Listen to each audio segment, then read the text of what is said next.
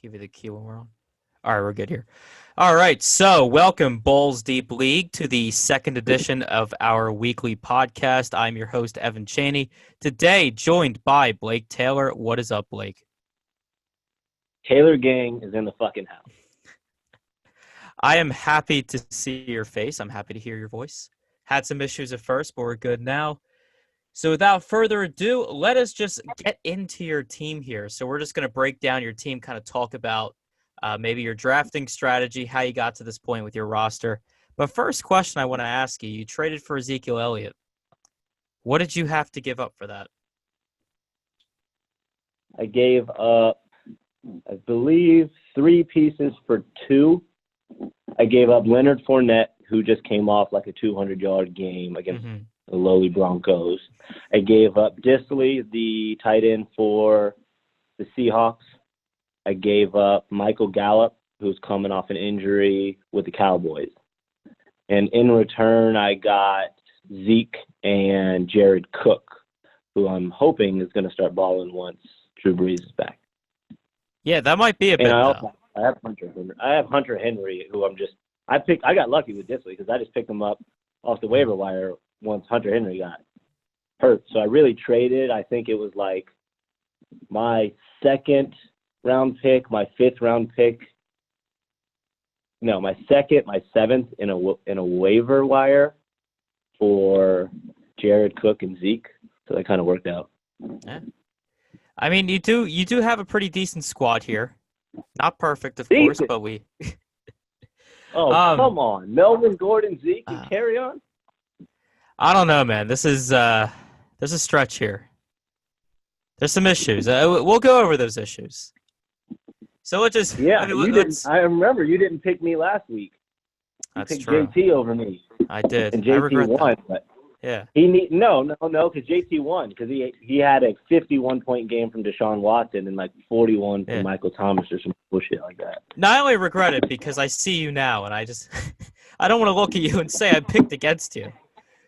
But, no, I know. I saw your Twitter. I saw that you're a hockey guy, so I was gonna blast you, but you ended up being right. Yeah, I try my best.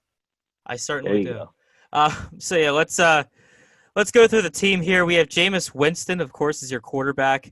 Now, famous Jameis is wildly inconsistent to start the year, to say the least. Very. I mean, the Rams game was great.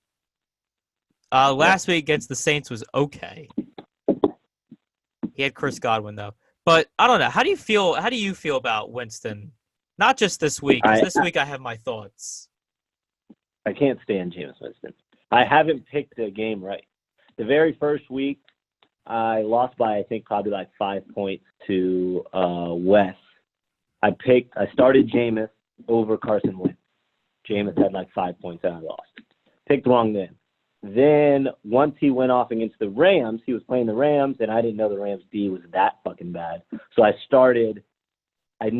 had Matt Stafford in. I heard that he was hurt, so I put in Case Keenum, that game that Case Keenum got benched. Yeah. I think Case Keenum had -1 point. So I picked wrong on Jameis that week. Then I played last week, and he had an okay game against the Saints. So I have yet to pick. I only start him when he's asked, and I only sit him when he's good. So I don't know what the fuck to do about Jameis.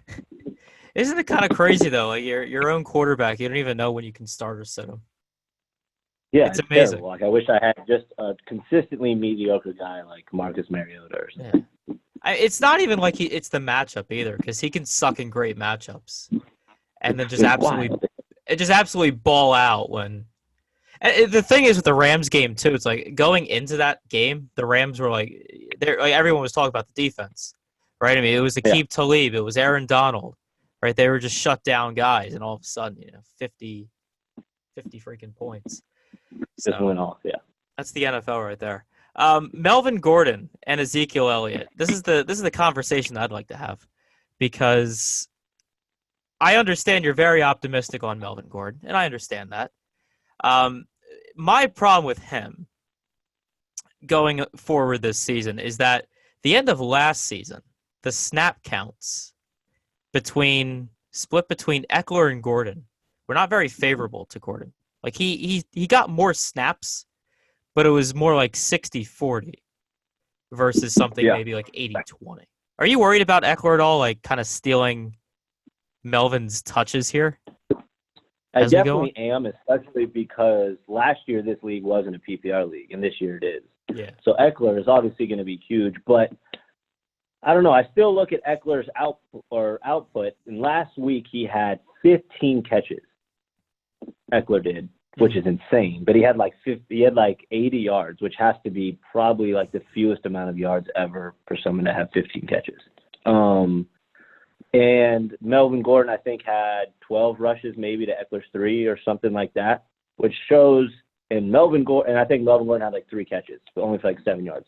So that's like 15, 16 touches in his first game back since last season. And they're already putting him in there. And they said they were going to ease him in. They gave him 16 touches off rip.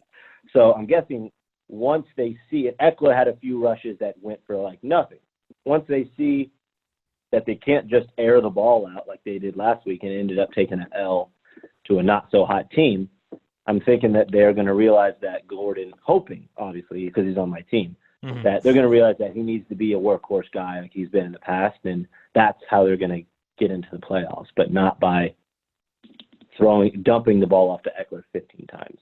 So either that or I just need Eckler to get hurt. I mean, for your sake, I definitely want Melvin Gordon to be a little better than I might be predicting, but I don't know. The snap counts worry me. That's my only thing there. Yeah, for sure. I definitely hate Eckler with the ball. That's a fact. Yeah. Ezekiel Elliott, I don't know if we have to worry about him too much. Only in the elite matchups might he be kind of worrisome, like the Saints game. That wasn't going to be the spot for him, naturally. But I think the spot against the Jets, he'll be fine. Yeah. Right, the game script is absolutely in his favor. Not too much else to really debate there. I might pick up Tony Pollard if I were you. I think I drafted Tony Pollard in like the 7th fucking round. The thing is, I don't know where he might be. Yeah, the thing is with that, the only reason why I might suggest Tony Pollard is because the handcuff situation, right? So if Zeke gets hurt, you automatically have his backup. Yeah. But I really Tony like Pollard too. Last time I looked, Tony Pollard was hurt or he was questionable. Yeah, this is more for the season long, not just this week. I'm talking, end game here. Yeah.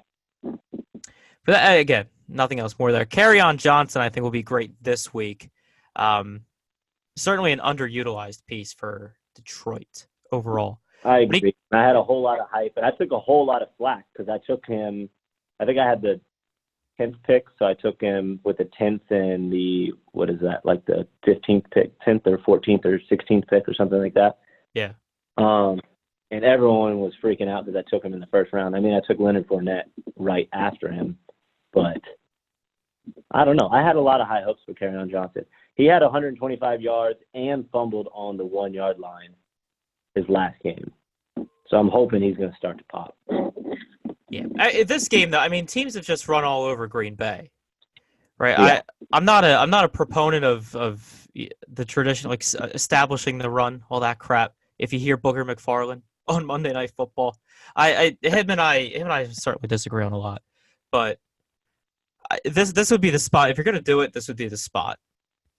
Yeah, is really the ideal thing to say there. Julian Edelman has the absolute nut matchup of the week. If we're talking about wide receiver versus corners, the Giants can't stop anything whatsoever. And Julian Edelman is going to smash. However, I think this game's tomorrow night. Yeah, tomorrow night. Yeah. And my only issue with Edelman is if the Patriots just smash early, which they should, he might not get the receiving production in the second half. Only thing I'm worried about there, but honestly, he is just in a nut spot. If he doesn't go off in this game, who the hell knows when he will? I know. I mean, he went off last game. He went crazy last game. So we need another one. I think he had 100-something yards and a touchdown. Yeah, but there's just spots though. There's been spots this year though where he's just had the perfect matchup, and it's just like he doesn't get targeted. Like the Miami game, he was targeted. Yeah. Well, he got hurt, I think, but Yeah, he hurt his chest in that. Even before then, even when he was in the game, he was targeted like once or twice. I'm like, come on.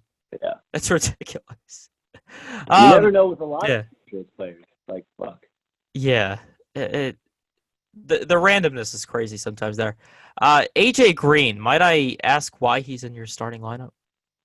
The only reason I put him in my starting lineup is so I could show the league that this is what my playoff team is going to look like. That's the only reason. I'm going to start DJ Moore. I'm going to start DJ Moore this week against Tampa Bay. He's projected 14 points. But yeah. I'm just trying to let the league know that they're going to have to deal with Melvin Gordon, Zeke, Kerryon Johnson, Julian Edelman, and AJ Green once the playoffs start. All right. No, I mean, that's fair enough. You want to – I would make the same power move as well if I were you, honestly. So I don't blame you there.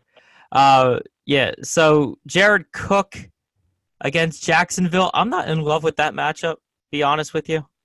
Me either. I'm between him and Jimmy. If Jimmy Graham or if Devontae Adams is out, I'm going to start Jimmy Graham. You pretty much have to at that point. Yeah. Because Target's going to end up funneling to him.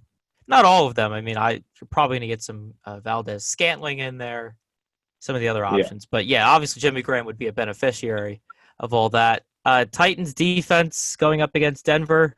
Absolutely love it. Joe Flacco is a shitstorm waiting to happen. And I don't have any kicker takes ever, so Joey Sly seems cool. Cool name. Yeah, so let's break down your matchup this week against Effin Cotton, who we talked to last week. Talked to Adam last week on the show.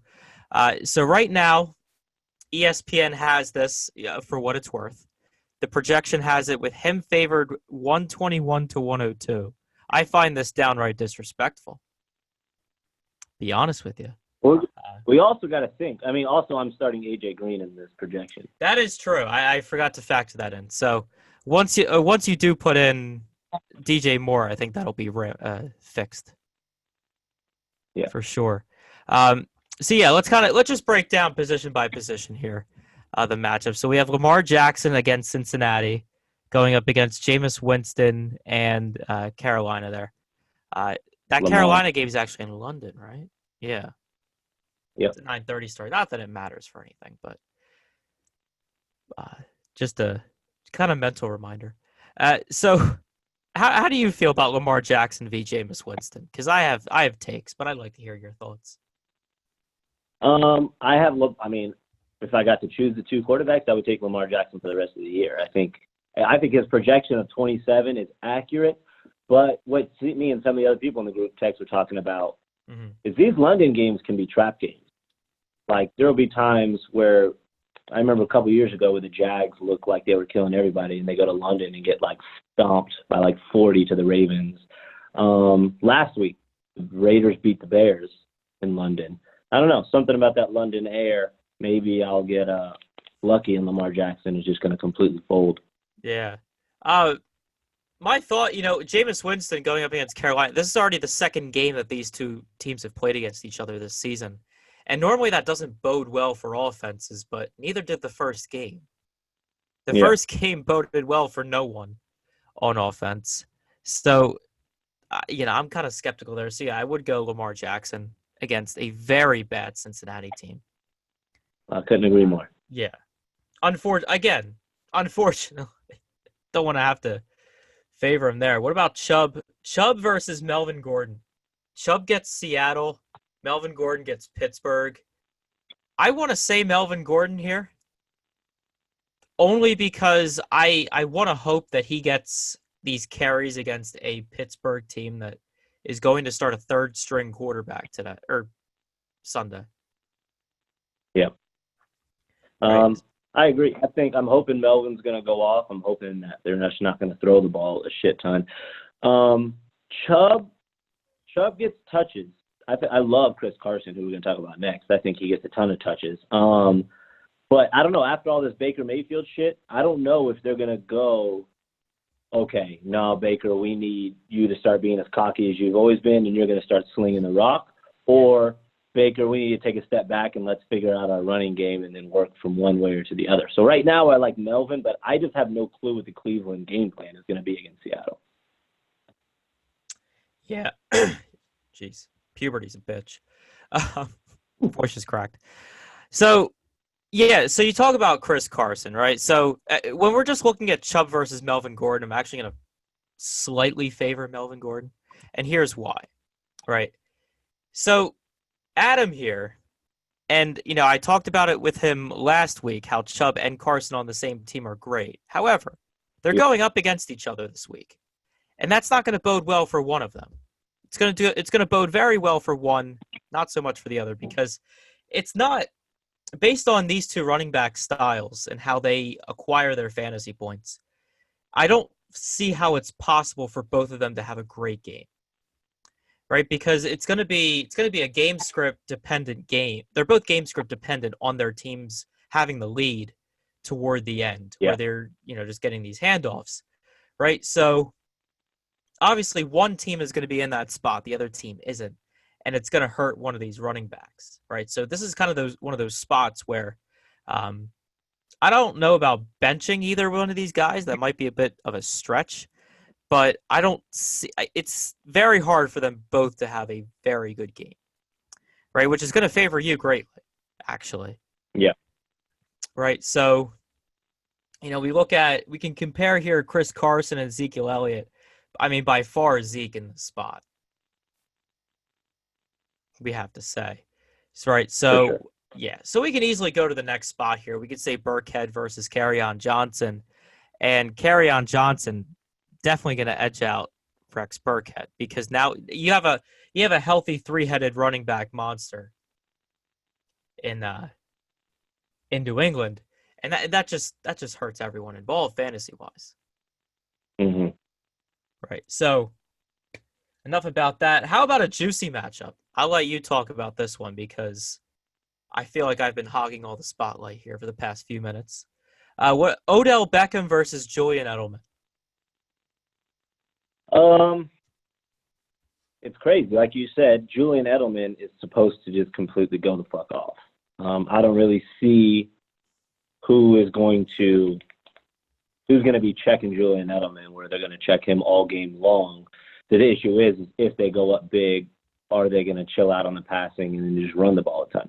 Same thing goes with OBJ.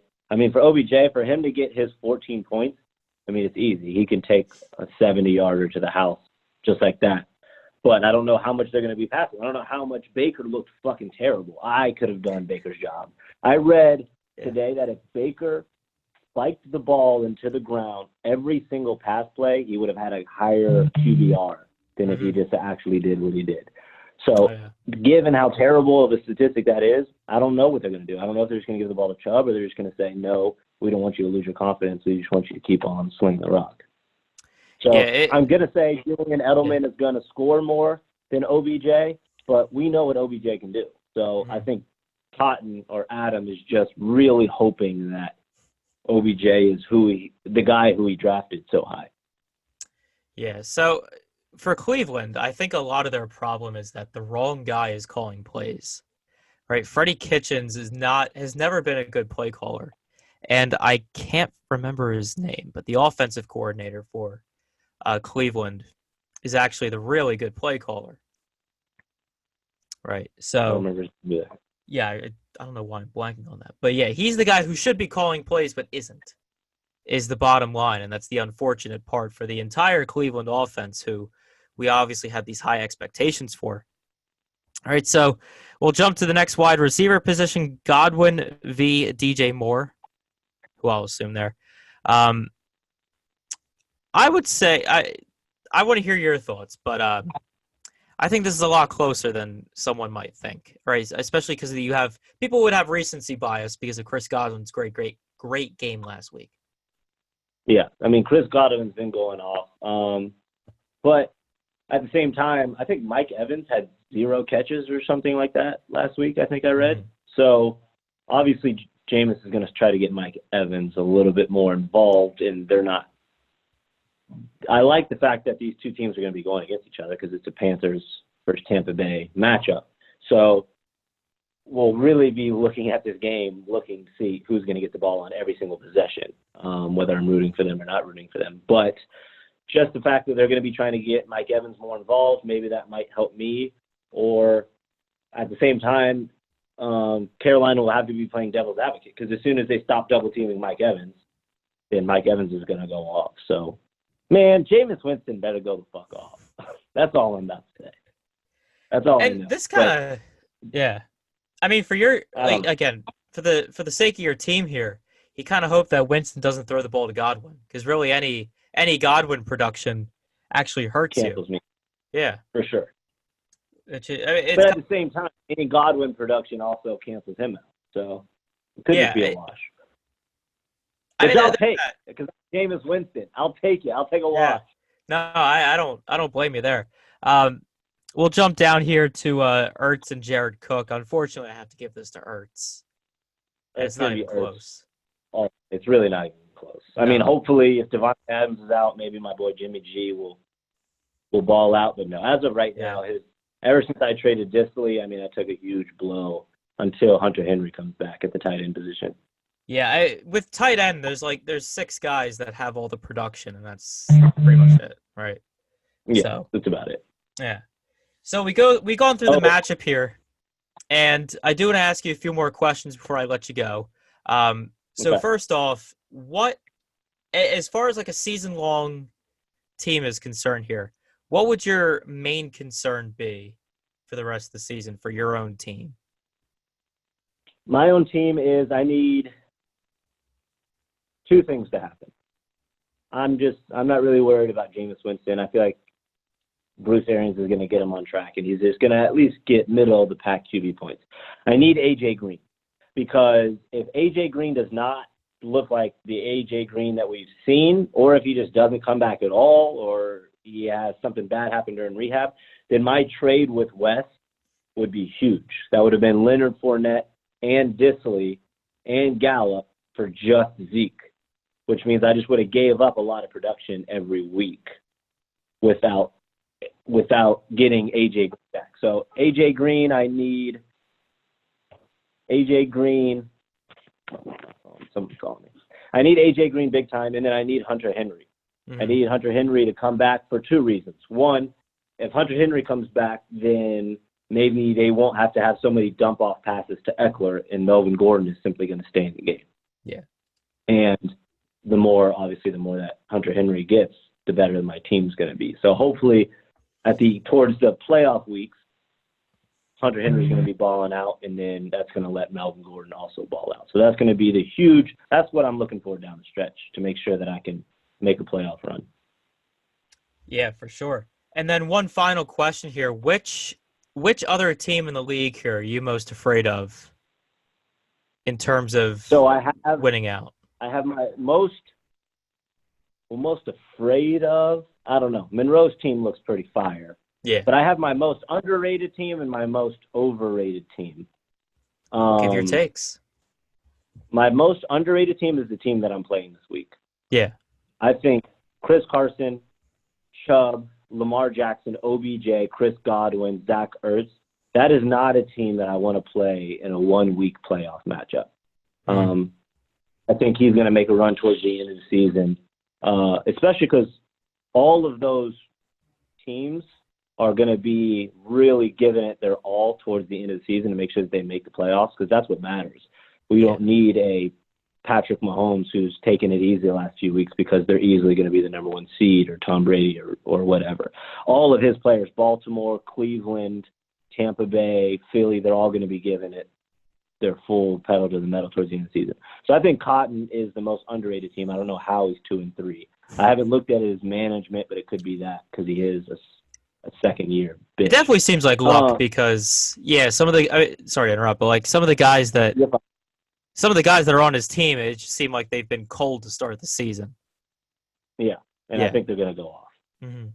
So I expect him to definitely be a playoff team. Usually in our league, if you win 7 games, you can get in the playoffs. So he has to win 5 of the next 8 weeks, so he can only take 3 more losses. So that's what we know. The most overrated team is JT, off constantly.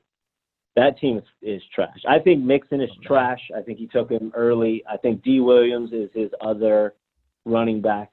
He also has LaShawn McCoy, so I think that he's going to have a toss-up between those two every week. Galladay has had one big game. Ingram is notoriously hurt. I have two of the worst knees in the world, and I could probably last longer in the NFL than Ingram. So I don't think Ingram's going to even be there for the playoffs. So I think JT is like 3-2 right now, and I don't think that he's going to make the playoffs. I think his team is going to fall apart towards the end of the year unless he makes some trades. So that's my most overrated and most underrated team in the league. Man, JT, it's he had. Yeah, fuck JT. I think the only reason I think Adam said last week that JT was like the team he was scared of. Yeah. So to hear him be overrated this time, it just. He is. I think his team is just hyped up. I should have whipped his ass last week too, but fucking D. Watson went off for 51 points. Can't wait to talk to him to see his takes on all this content. I can't wait for that. All right, man. It was great having you on. It was good doing the show this week. And I bid you. I got two more things to say before you let me off. Go ahead. I have two things. One is I have a message for JT Monroe. The first thing is the person who sends the worst fucking trades in the league has got to be Sue Girls 1 Cup and Maurice. He makes no sense. He's 1-4. He has to win 6 of his next 8 games, which he definitely isn't going to do. He's just watching his team drown with Saquon Barkley. The only thing he wants for Saquon Barkley are like 2 top running backs. So he wants someone to give up 2 of their best players for a guy with a high ankle sprain and a fancy name. So I'm going to give my early season award to Maurice for being a complete jackass with his trades and going to watch his team drown, and that's going to be fun.